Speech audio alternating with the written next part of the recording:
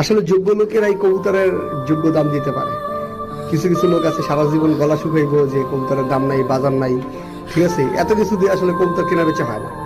শখ শখই, সারা জীবন বাজার থাকবো না, তাহলে কি মানুষ কবুতর কিনবে না?